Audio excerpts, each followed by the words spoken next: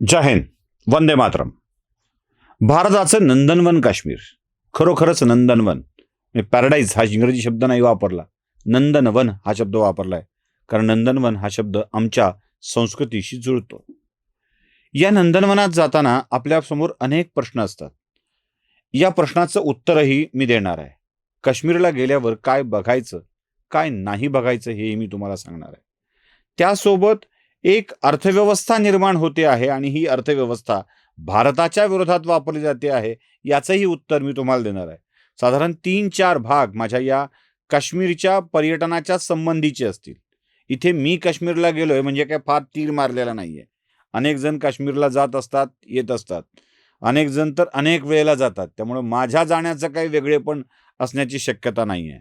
पण तरीही मी तुम्हाला एक गोष्ट सांगणार आहे, काश्मीरला जा, नक्की जा आणि काय बघा. सुरुवात करूया काश्मीर आणि हिमालयाचं मुख्य दैवत असलेल्या महादेवाच्या पासून. आपल्या 12 ज्योतिर्लिंगांच्या स्तोत्रामध्ये एक स्तोत्र आहे आणि त्यात ओंकार ममलेश्वरा असं म्हटलं जातं. म्हणजे ओंकारेश्वरला असलेला ममलेश्वर. आणि या ममलेश्वराची पूजा आपण नेहमी करतो, दर्शनाला जातो. ओंकारेश्वर आणि ममलेश्वर अशा दोन्ही महादेवाचं दर्शन आपण घेतो. पण हा ममलेश्वर हिमालयात सुद्धा आहे असं मी तुम्हाला सांगितलं तर, असं सांगितलं तर तुम्ही म्हणाल काय हो? होय, ममलेश्वराचं खरं मंदिर हिमालयात आहे. याची कथाही मोठी विलक्षण आहे. याच मंदिराची सफर मी तुम्हाला करवणार आहे आणि याचं एक वैशिष्ट्य सांगतो. काय आहे ते तिथूनच बघूया, पण त्याआधी सांगतो, ज्या पहलगामवर तुम्ही चिडताना त्या पहलगाममध्ये अगदी गावात, अगदी जुन्या गावात, मध्यवस्तीत हे मंदिर आहे. पहलगामला जाऊन वेगवेगळ्या पॉइंटवर जाणाऱ्या माणसांना, मिनी स्वित्झर्लंड बघणाऱ्या माणसांना, काय ते कसली घाटी, 2-3 घाटी आहेत तिथे, चंदनवाडी घाटी बघताना किंवा अजून 2 घाटी आहेत त्या बघताना आपल्याला या ममलेश्वराची आठवण होत नाही. ती आठवण व्हावी आणि जायचं आहे तर त्या ममलेश्वर मंदिराला नक्की जावं. जरा बघा, आपण सफर करूया त्या ममलेश्वर मंदिराची.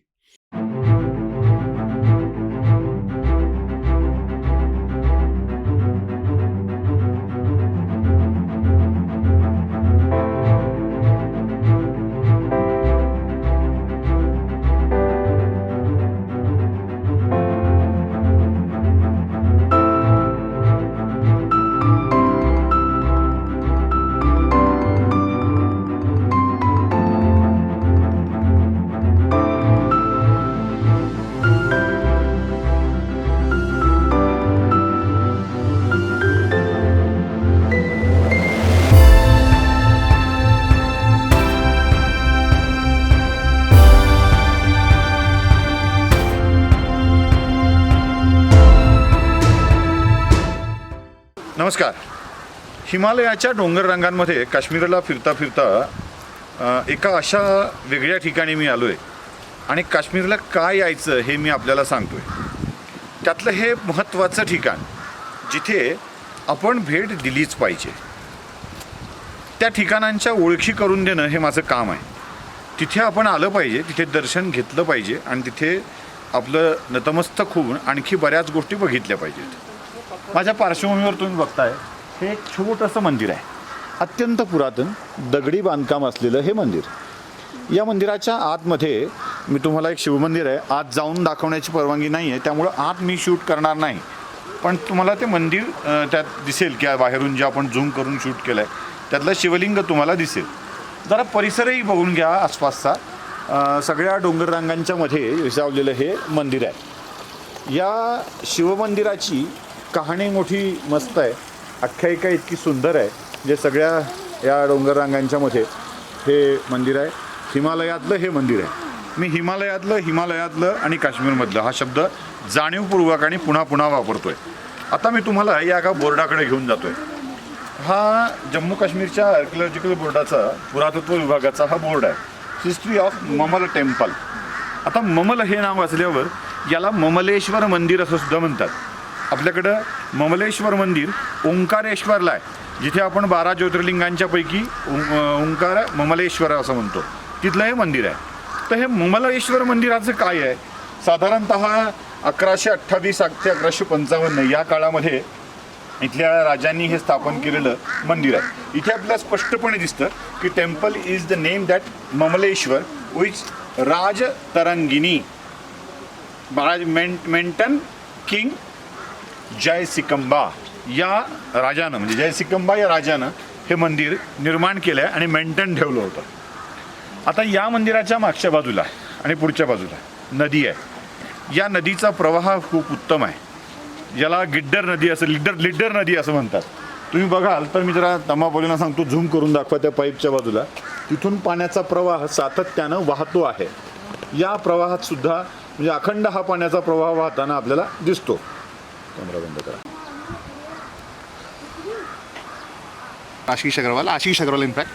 I'm from Delhi and I've started my journey of this very tour yesterday itself. Covered a long distance of almost 800 kilometers from Delhi and especially for this temple, Mamleshwar Mahadev. ये वही स्थान है जहाँ पे माँ पार्वती जब पूजा कर रही थी तो उन्होंने गणेश जी को उनके रूप में पहरेदारी के लिए रुका था कि ताकि कोई भी आए तो रोका जाए, तो उन्होंने भोलेनाथ बाबा को भी रोक दिया. तो गुस्से में क्रोध में आके महादेव ने त्रिशूल से प्रहार किया. ये भी प्रभु की कोई लीला रही होगी. तत्पश्चात उन्होंने अपनी भूल को स्वीकारते हुए गणेश जी के सर पे हाथी का सर लगाया और ये वही स्थान है ममलेश्वर महादेव मंदिर. और एक है, कहाँ पे वो है मध्य प्रदेश में ओंकार ममलेश्वर के नाम से. ओंकारेश्वर ममलेश्वर ना, वहाँ पे भी इसी साल होके आया हूँ. तो मैं बताना चाहूँगा कि 2000 मैंने लगभग 10 साल पहले बाइक ली थी सर. 10 साल से वही खड़ी हुई. मुझे नहीं पता क्या हुआ, 2026 में 3 तारीख के आसपास मैंने अपनी बाइक ड्राइविंग शुरू की है. एंड बाय नाउ 5 केदार की 5 गद्दी सीट में वो कवर होता है ममलेश्वर महादेव एंड ओमकारेश्वर महादेव जो उक्की मठ में है. वहाँ पे मैं दर्शन करके आया. मैंने 5 केदार, 5 बद्री, 7 बद्री इनफेक्ट कवर किए. 7 बद्री भी किया आपने? 7 बद्री कवर कर लिया मैंने. फिर वहीं पे पंचप्रयाग कर लिया?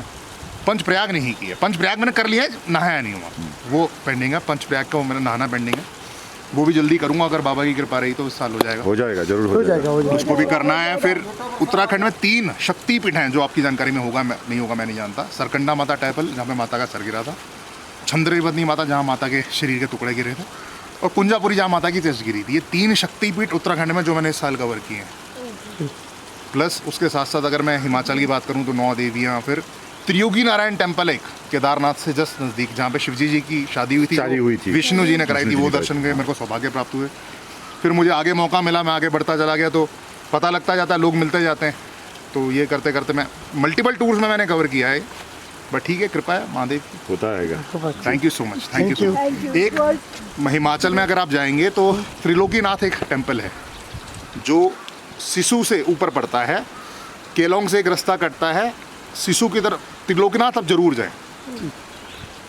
वो बहुत ही शानदार एक्सक्लूसिव मंदिर है जो एक बॉर्डर पे है, क्लिफ पे बना हुआ बेसिकली वो सारा गांव.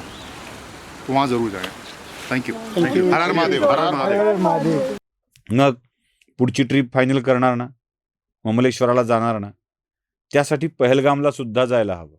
पहलगामवर राग काढून जमणार नाही, कारण पहलगाम हा आमच्या ममलेश्वराचं, ते गाम हा जो शब्द आहे ना, तो गाव शब्दाचा अपभ्रंश आहे, काश्मीरी भाषेत झालेला. ते पहलगाव आहे.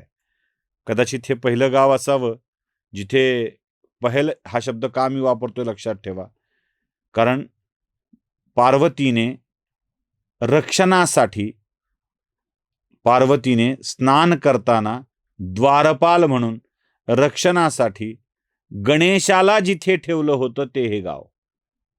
आता हे पहलगाव पहिलं गाव असण्याची शक्यता नाकारता येत नाही. मी आपला तर्क मांडतोय, याला कुणी आधारातून दिलेल्या म्हणू नका. हे पहलगाम जे आहे ना ते लक्षात ठेवलं पाहिजे. आणि तिथे जाऊन आमच्या शंकराने जिथे गणपतीचं शीर छाटलं होतं त्या ठिकाणाला भेट दिली पाहिजे. इतक्या लोकांनी गेलं पाहिजे की तिथे सरकारला तिथल्या व्यवस्था करावी वाटली पाहिजे. तिथला पुजारी पंडित श्रीमंत झाला पाहिजे, त्याला तिथे राहावं वाटलं पाहिजे. तो आहे का नाही हे विचारा, भेटा. पुजारी, पंडित नाही, नुसतं पुजारी सुद्धा. त्याला भेटा, बोला, त्याला असं बळ द्या की भारतातला तमाम हिंदू इथे येतोय वाटलं पाहिजे. नक्की त्या स्थळाला भेट देऊन आपण ये धरती अपनी है, अपना अंबर है रे, हे काश्मीरला सांगून आलं पाहिजे. नमस्कार. धर्म जागृतीचा विधायक बुरुज